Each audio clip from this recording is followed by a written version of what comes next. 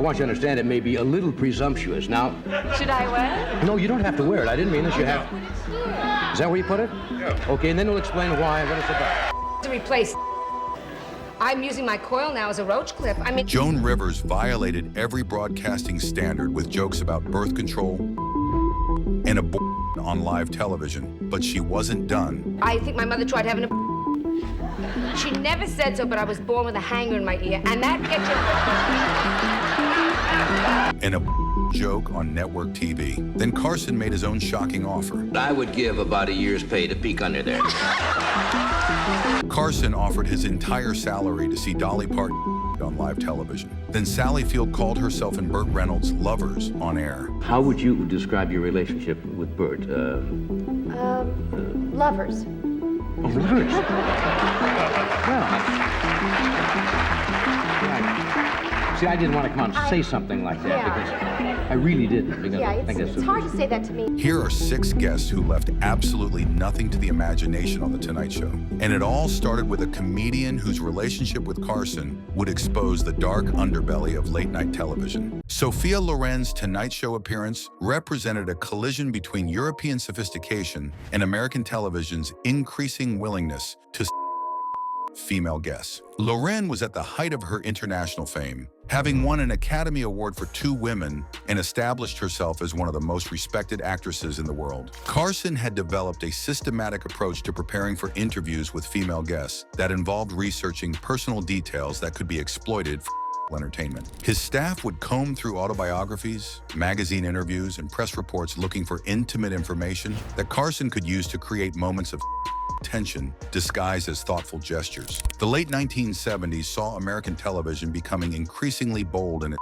content, with Carson leading the charge in pushing boundaries of what was acceptable on network television. The Tonight Show's massive ratings, averaging over 15 million viewers nightly, gave Carson unprecedented influence over American cultural attitudes towards and celebrity behavior. International stars like Loren were often subjected to treatment that would have been considered inappropriate for American actresses. The entertainment industry operated under the assumption that European attitudes towards were more liberal, giving hosts like Carson license to engage in behavior that might have generated controversy with domestic celebrities. Carson's preparation for Loren's appearance involved reading her recently published autobiography, Sophia, Living and Loving, and identifying a personal superstition that he believed could be exploited for entertainment value. Loren had written about her belief that wearing something red brought good luck, a detail that Carson would transform into an opportunity for inappropriate behavior. I want you to understand it may be a little presumptuous. Now...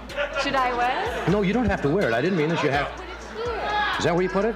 Yeah. Okay, and then we'll explain why and what it's about. Carson's admission that his gift was presumptuous revealed his awareness that he was crossing professional boundaries. The word presumptuous in this context was a clear acknowledgement that he was taking liberties with a guest that exceeded normal professional courtesy. His claim that Loren didn't have to wear the gift was disingenuous, as the entire setup was designed to pressure her into compliance. The gift itself, a red garter, was specifically chosen for its intimate and connotations. Garters were traditionally associated with wedding nights and intimacy, making Carson's choice of this particular item a deliberate sexualization of their interaction. The audience's anticipatory laughter showed that they understood the implications of Carson's gift. Carson's justification for the inappropriate gift demonstrated his sophisticated manipulation techniques, using Loren's own written words to create plausible deniability for his behavior. You said in your book, if I remember, in one of the chapters... Yes. Since I was born, I always wear with me something red because it brings me luck. You said every day of your life, something... Every day of my life. You wear red, whether it is seen or unseen, you wear something red. Yeah. So I figured maybe if you forgot, I would bring you a little something. This exchange revealed Carson's method for transforming personal information into opportunities for behavior. By referencing Loren's autobiography and her superstition about red items, Carson created a framework that made his inappropriate gift seem thoughtful rather than predatory. His emphasis on red items being worn seen or unseen was a clear reference to undergarments. The moment demonstrated Carson's ability to use research and preparation to create situations where internationally respected actresses were pressured into participating in their own. Lauren's gracious handling of the situation showed the impossible position Carson had created. Refusing the gift would appear ungrateful, while accepting it meant participating in inappropriate behavior on national television. Carson's systematic manipulation would prove equally effective with American actresses who found themselves trapped in even more shocking situations. Sally Field's Tonight Show appearance occurred during a crucial period in both her career and American television history. Field was attempting to shed her wholesome image from the flying nun and Gidget to establish herself as a serious dramatic actress. Her film Norma Ray was generating Oscar buzz, representing her transition from television comedy to legitimate dramatic work. The late 1970s were a transitional period for American television content standards. The revolution of the 1960s had begun influencing mainstream media, but network television remained highly conservative compared to films and print media. The Federal Communications Commission maintained strict guidelines about content, and celebrities were expected to maintain carefully constructed public images that avoided explicit references to their personal relationships. Carson had perfected a technique of gradually escalating personal questions during interviews until guests found themselves discussing topics they hadn't planned to address. His approach involved creating a relaxed atmosphere where stars felt comfortable sharing more than they intended, often with career-damaging results. Field's relationship with Burt Reynolds had made her a constant target of tabloid speculation, but she had successfully kept details of their romance out of the mainstream media. Reynolds was at the peak of his career, having starred in Smokey and the Bandit and consistently ranking as one of Hollywood's top box office draws. Their relationship was one of the most closely watched celebrity romances of the era. The entertainment industry still operated under unwritten rules about public discussions of even married celebrities rarely discussed details of their relationships on television, and unmarried couples were expected to maintain the pretense that their relationships were purely professional or platonic friendships. How would you describe your relationship with Burt? Lovers. Oh, lovers?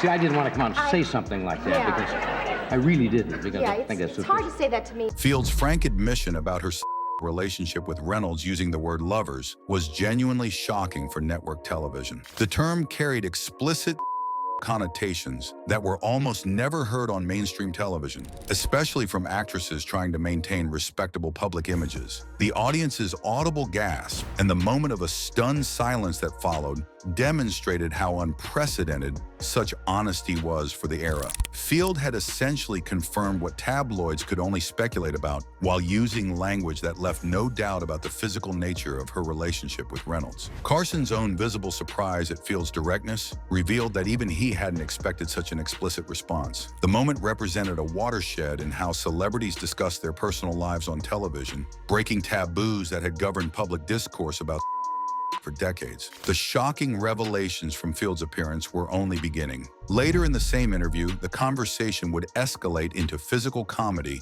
that crossed even more boundaries, demonstrating how Carson's show had become a place where normal professional standards simply didn't apply. Burt may have misinformed you. I think so, because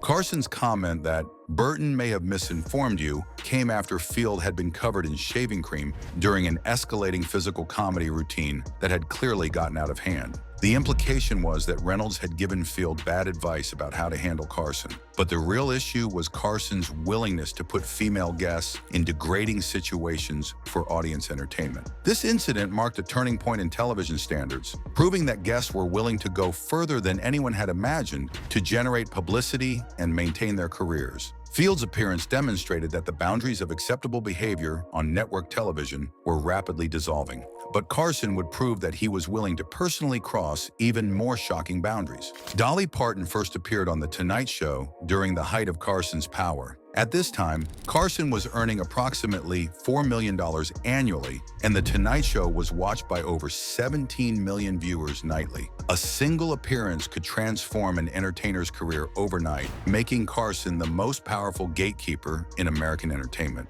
Parton was transitioning from pure country music to mainstream pop success. Her album, Here You Come Again, would eventually go platinum and cross over to pop radio. But she needed mainstream television exposure to reach audiences beyond country music fans. The Tonight Show was the only platform that could guarantee this kind of career transformation. The entertainment industry in the 1970s operated under a system where female performers were expected to tolerate inappropriate behavior as the price of success. The Federal Communications Commission had strict broadcast standards, but these primarily concerned profanity and nudity. Innuendo and harassment were largely ignored as long as they didn't violate technical broadcasting rules. Carson had developed a reputation for making female guests uncomfortable through comments disguised as humor. Industry insiders knew about Carson's behavior, but his power was so absolute that few dared speak publicly about it. The Tonight Show generated massive profits for NBC, making Carson virtually untouchable regardless of his conduct. But I would give about a year's pay to peek under there.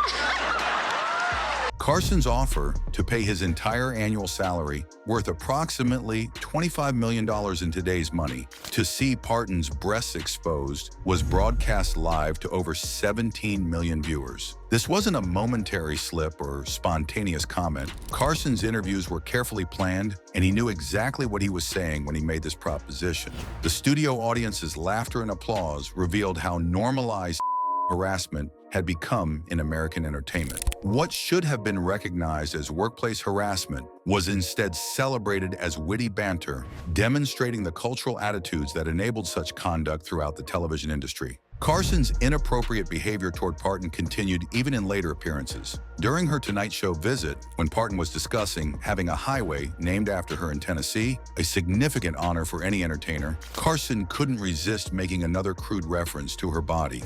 And you might know they picked the flattest stretch of ground in severe.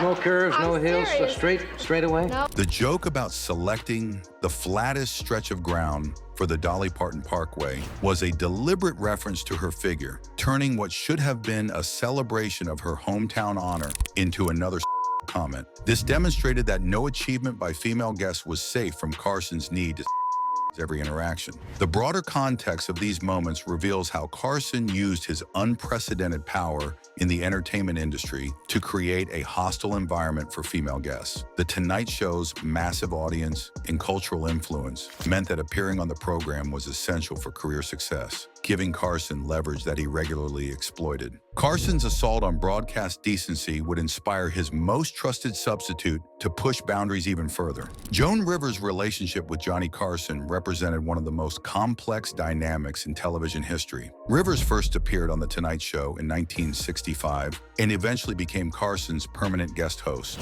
appearing over 100 times during her tenure. By the early 1980s, she was earning approximately $300,000 annually as Carson's substitute, making her one of the highest-paid female comedians in America. The early 1980s represented the peak of Carson's cultural influence. The Tonight Show was drawing nearly 20 million viewers nightly, and Carson's monologue jokes could influence national political discourse. NBC was paying Carson $5 million annually, and the show was generating nearly $50 million in annual advertising revenue. Rivers had built her career on addressing taboo subjects that other comedians avoided. She specialized in discussing female body image and personal relationships in ways that shocked audiences while remaining just within the boundaries of network television acceptability. Her comedy often walked the line between provocative and offensive, using her status as a woman to address topics that would have been completely forbidden for male comedians. The Federal Communications Commission's broadcast standards strictly prohibited explicit references to birth control, illegal use, and practices on network television. The FCC could impose heavy fines on networks that violated these standards, and repeated violations could result in loss of broadcasting licenses. Despite these restrictions, Rivers had developed techniques for discussing forbidden topics through coded language and double entendre. Carson's show had become a testing ground for how far comedians could push these boundaries. The Tonight Show's massive audience and cultural influence meant that controversial moments could generate nationwide discussions about changing social attitudes. Rivers understood this dynamic and used her appearances to gradually expand what was considered acceptable for female comedians to discuss on television. The entertainment industry was experiencing significant changes in attitudes toward since the counterculture movement of the 1960s had normalized discussions of use among younger demographics, but mainstream television remained extremely conservative. Birth control, despite being legal and widely used, was still considered too controversial for network television discussion. Yeah, I hope he wasn't wrong.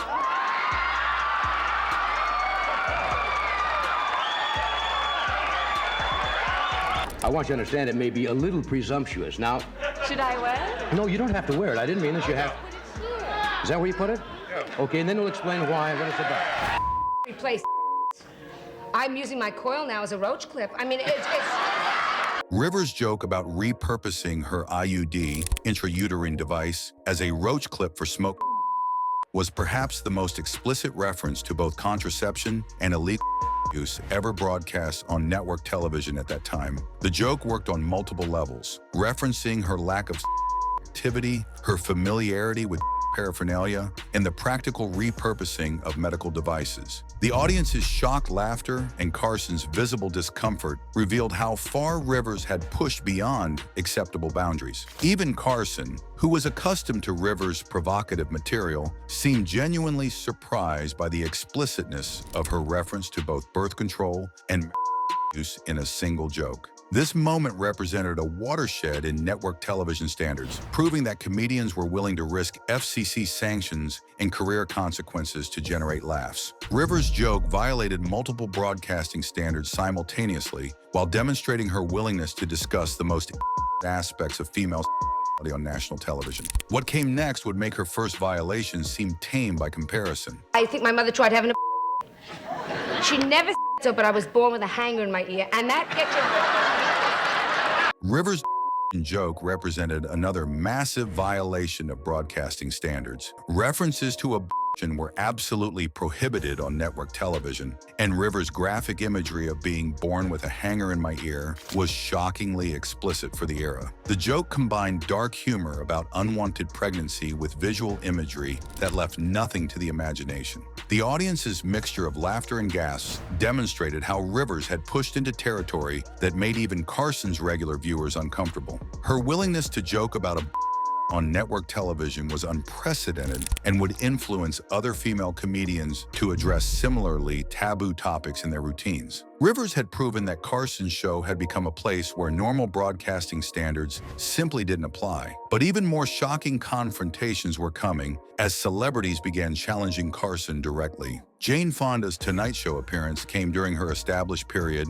as both an acclaimed actress and fearless political activist. Fonda had won 2 Academy Awards and had spent decades confronting powerful figures about controversial topics, from her opposition to the Vietnam War to her advocacy for women's rights. Her decision to address Carson's alleged crude behavior represented a rare moment of direct confrontation about his reputation. By the late 1980s, Carson was earning $25 million annually, and The Tonight Show was generating over $100 million in revenue for NBC. Carson's power in the entertainment industry was absolute. He could make or break careers with a single appearance, and few dared to challenge him directly about his behavior toward female guests. Stories about Carson's inappropriate comments and behavior toward female guests had become part of Hollywood folklore. The most famous and persistent of these rumors involved actress Zsa Zsa Gabor and an alleged incident featuring a cat in a crude double entendre. The story had circulated for years despite never being verified, becoming part of Carson's legend. The rumored Gabor incident had become so widely known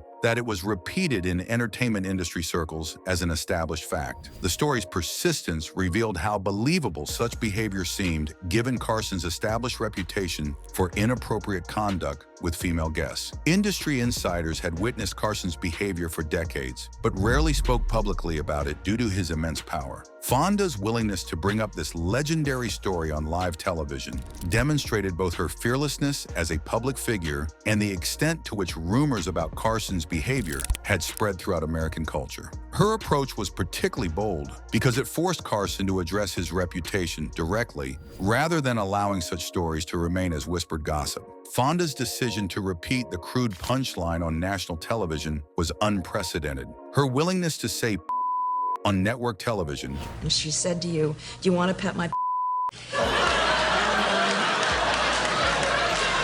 And my son said that you said, I'd love to if you'd remove that damn cat." Even in the context of the double entendre, violated broadcasting standards that had governed television content for decades. The fact that she attributed the story to her son added an element of generational transmission, showing how Carson's alleged behavior had become part of popular culture. The audience's explosive laughter and sustained applause revealed how the story had become part of Carson's mystique. Rather than being shocked by the crude content, viewers appeared to find it both entertaining and entirely plausible based on Carson's known behavior patterns. The story's widespread acceptance demonstrated how Carson's reputation for inappropriate behavior had become so well established that even the most outrageous allegations seemed credible to the general public. I tell you, Is it true? No, I think I would recall that. Carson's response to Fonda's direct question was notable for its lack of certainty. His phrase, "I think I would have recalled that," was hardly a definitive denial. For someone with Carson's documented memory for show details and his reputation for remembering every aspect of his performances, this hesitant response was revealing. Carson's inability to provide a convincing denial did little to dispel the rumors and may have actually reinforced them in the minds of viewers who were already predisposed to believe such stories based on his established behavior patterns. Fonda's confrontation represented a turning point where Carson's alleged inappropriate behavior could no longer remain unaddressed, forcing America's most powerful television host to publicly respond to allegations about his conduct while millions watched his reaction. But some female guests would find more subtle ways to resist Carson's exploitation. Raquel Welch's appearances on The Tonight Show occurred during the peak of both her international fame and Carson's cultural influence. Welch had become a global following her appearance in 1 Million Years BC, and by the time of her Tonight Show appearances, she was one of the most recognizable women in the world. The late 1960s and early 1970s represented a crucial period in the evolution of how female celebrities were marketed and discussed in American media. The revolution had begun changing social attitudes, but mainstream media, particularly television, remained conservative in its treatment celebrity culture. Female stars were caught between changing social expectations and traditional media constraints. Carson's approach to interviewing had become formulaic by the time Welch appeared on his show. Rather than discussing their professional accomplishments or artistic ambitions, Carson consistently focused on their physical appearance and the public's reaction to their This reductive treatment reflected broader industry attitudes that viewed female symbols primarily as commodities rather than legitimate entertainers. Welch had achieved her fame primarily through her physical appearance, but she was attempting to establish herself as a serious actress with legitimate dramatic skills. Her appearances on Carson's show represented crucial opportunities to reach mainstream audiences and demonstrate her range beyond her symbol image. The entertainment industry in this era operated under unwritten rules that expected female symbols to embrace their objectification as part of their career strategy. Actresses who resisted this treatment often found their career opportunities limited, while those who played along were rewarded with continued visibility and financial success. Probably is the biggest, she probably doesn't like this word, symbol in motion pictures today. She doesn't like it. I understand she doesn't like it. Carson's introduction immediately reduced Welch to symbol status while simultaneously acknowledging her discomfort with the label. This represented a particularly manipulative approach. Carson was demonstrating awareness that his treatment was objectionable while continuing with it regardless of his guest preferences. His comment, "She doesn't like it," followed immediately by, "Oh yeah," in response to the audience's reaction, showed his willingness to prioritize audience entertainment over his guest comfort. Carson was essentially admitting that he knew Welch found his approach demeaning, while making it clear that he had no intention of changing his behavior. The audience's enthusiastic response to Carson's dismissal of Welch's objections revealed how normalized the objectification of female celebrities had become in American culture. Rather than respecting Welch's desire to be treated as a serious professional, viewers appeared to enjoy seeing her reduced to her physical attributes. Carson's persistent focus on Welch's continued throughout their interaction, demonstrating his inability or unwillingness to engage with female guests as complete professional entertainers. But you didn't want to be just known for removing your, divesting yourself of your garments. Carson's awkward questioning about whether Welch would pose nude for magazines like Playboy demonstrated his obsession with pushing female guests toward increasingly territory. His euphemistic language, "divesting yourself of your garments," revealed his discomfort with direct terminology while still pursuing the same inappropriate line of questioning. This exchange showed Carson's assumption that female would naturally progress to nude photography as part of their career development. His surprise when Welch firmly declined such opportunities revealed how normalized the exploitation of female entertainers had become in his worldview. Welch's dignified responses and consistent refusal to engage with Carson's attempts to their interview represented a form of resistance that was rare among female guests of the era. Her insistence on discussing her professional work rather than her body challenged Carson's established approach and forced him to acknowledge her as a legitimate actress rather than merely object. This resistance from Welch demonstrated that some female guests were beginning to push back against the culture of objectification that Carson had helped establish, foreshadowing the changing attitudes that would eventually make such treatment unacceptable in professional settings. Anyway, that's it for the video, folks. Bye.